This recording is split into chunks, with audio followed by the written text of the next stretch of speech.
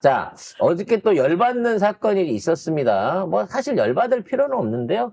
김용현은 구속이 됐는데 윤석열은 기각이 됐어요. 근데 김용현은 이 구속영장이 연장이 된 거고요. 연장.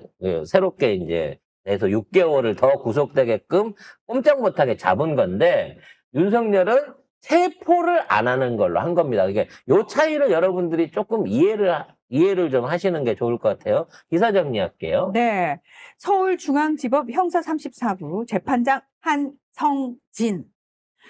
자, 조은석 특별검사팀이 지난 18일에 김용현을 추가 기소를 했죠.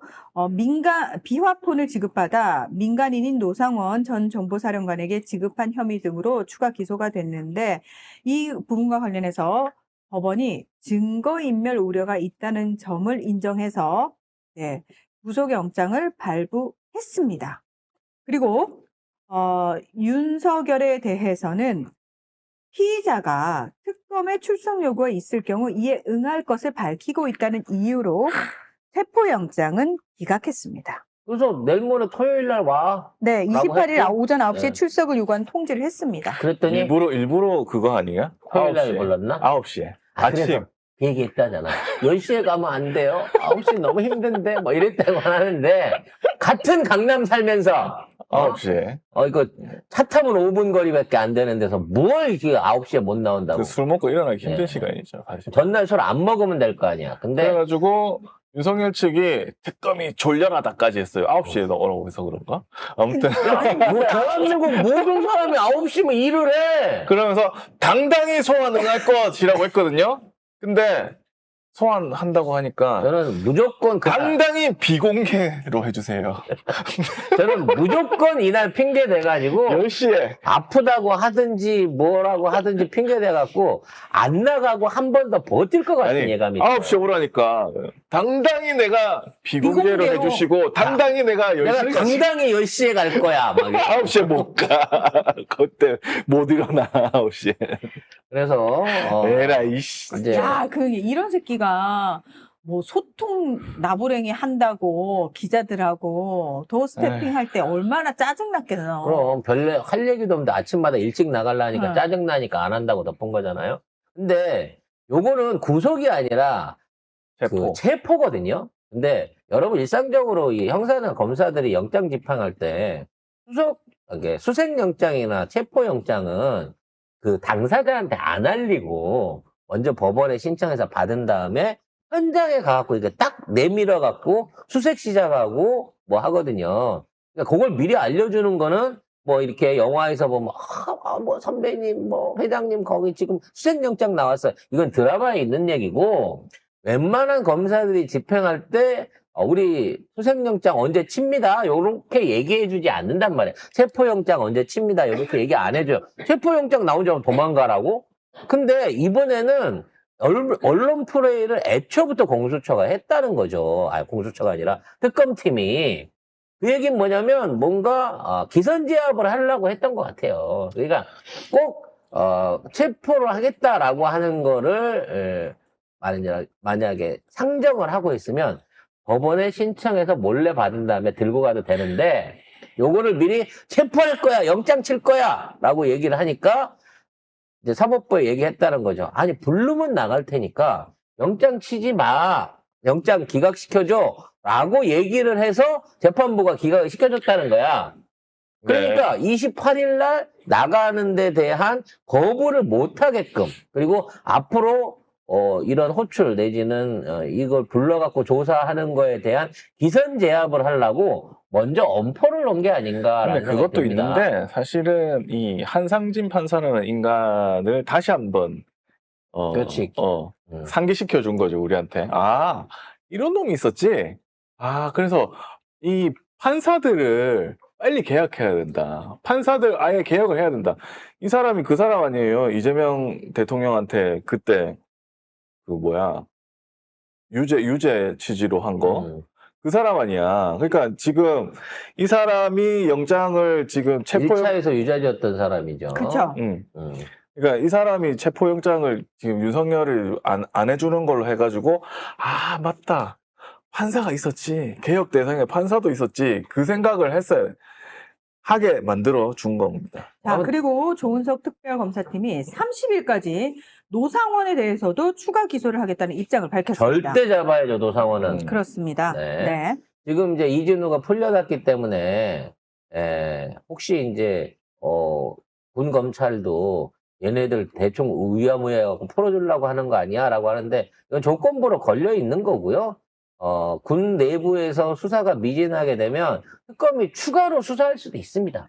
예, 군 내부의 수사 결과가 부족하거나 제대로 된 걸 못한다고 하면, 민간에서 나중에 추가로도 수사할 수 있는 부분이라는 게 1차 니들이 알아서 먼저 수사해서 갖고 와봐 라고 하는 걸 보면서 야 내가 이쪽에서 조사한 거랑 보니까 군 이거 연결돼 있는 게 이게 부족한데? 라고 했을 때 추가로 들어갈 수 있는 역량이 있기 때문에 군에서는 더 어떻게든 이 부분에 대해서 특검이 조사를 안 해도 끝날 수 있을 만큼 하기 위해서 굉장히 강도를 세게 갈 거예요. 그리고 마찬가지로 내란 특검도 중요하지만 최상병 특검 안에서도 지금 군을 조여오고 있는 입장이기 때문에 앞으로 군 검찰의 태도도 바뀌어지게 될 거라고 봅니다. 김영현은 어차피 이제 6개월 연장됐기 때문에 김영현을 중심으로 해갖고 계속 수사를 이어나갈 거고요. 윤석열은 내란도 내란이지만 외환으로 조져야 된다고 저는 생각을 하거든요. 사형이니까. 네, 왜냐면 내란 행위에 대한 것들은 이미 증거가 차고 넘쳐요. 그렇죠. 지금 있는 상황에서 윤석열을 무죄다라고 할 수 있을 만한 반대 증인이나 반대 상황, 증거가 전혀 없기 때문에 이 내란죄는 어찌됐거나 유죄가 나올 건데 거기에 외환죄를 추가해가지고 그리고 여기에 참여했던 종사자들을 전부 다 처벌할 수 있는 방향으로 이게 이어져야 될 것 같습니다. 좀 좋았던 거는 뭐냐면, 김용현이 풀려나기 3시간 앞두고 그렇죠. 구속이 확정됐어요. 그러니까, 사실 그 전에 나올 수 있었잖아. 아니, 그러니까 고속으로. 이 판사 새끼도 1억 내고. 3시간 조금 더 버텨주면 풀어줄 수 있는데라는 차원에서 질질 끌었던 것 같아. 근데 더 약 올르는 거 아니야. 자기가 나갈 줄 알고 얼마나 기대에 차 있었겠어. 그러니까 역시 마지막까지 쪼는 맛이 있었다라는 말씀. 그래, 그때 1억 주고 나갔다고 했을 때, 그때 나왔어야지.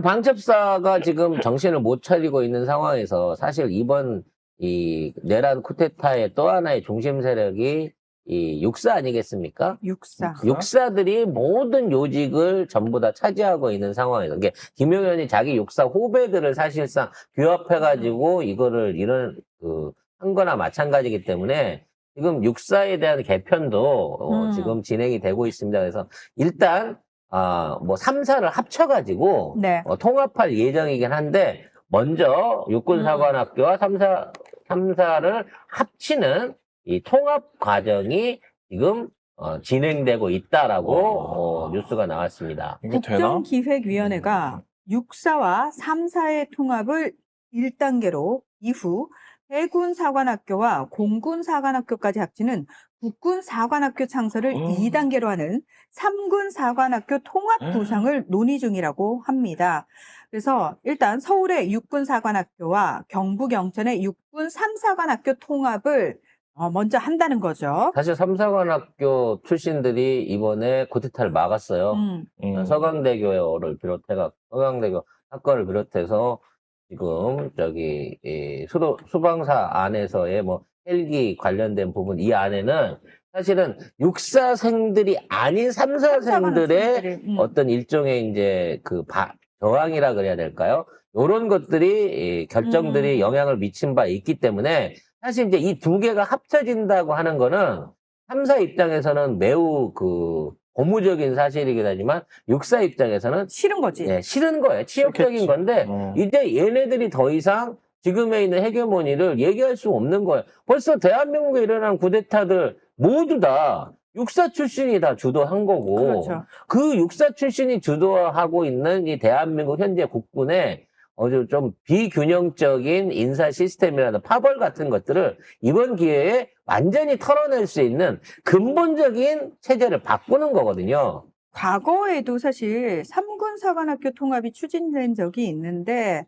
이제 만약에 육군 영향력이 더 커지지 않겠느냐라는 얘기 때문에 해 공군이 반발을 했다고 그래요. 그래서 이제 그 얘기가 나온 거예요. 근데 예전에는 육사한테 해사나 공사가 흡수되는 거 아니냐라는 그렇죠. 걱정을 했었는데 그래서 먼저 3사랑 합치는 것 같아요. 그렇죠. 육사와 3사관학교를 합치고 네. 이후에 해사 공사까지 합치는 그래서 이 단계로. 모든 사관생도들이 이 동등하고 공평한 상황에서 똑같은 졸업자를 받는 거고 그 안에서 특기 병과에 따라서 육군, 공군, 뭐 해군으로 나눠서 복무할 수 있게끔 이루어지는 요런 통합 진즉에 이루어졌어야 되지 않나라는 생각을 해봅니다. 맞아요. 저도 학력고사 마지막 세대인데 저도 학교 갈 때 경찰대가 되게 공부 잘해야 가는 데였거든요. 그러니까 세모대학교, 경찰대학교가 다 그쵸. 공부 잘해요. 그래서 그때는 그래도 세무대는 3년제였고 경찰대는 4년제였는데 그렇군. 잠깐 생각해 본 적은 있었어요. 아씨, 집도 가난한데 경찰대를 갈까를 생각해 봤으나 저는 체력 조건이 안 좋은 관계로 체력 때문에 그런 거야? 난 못해. 성적은 넉넉했는데? 저는 갈 수 있는 성적이었습니다.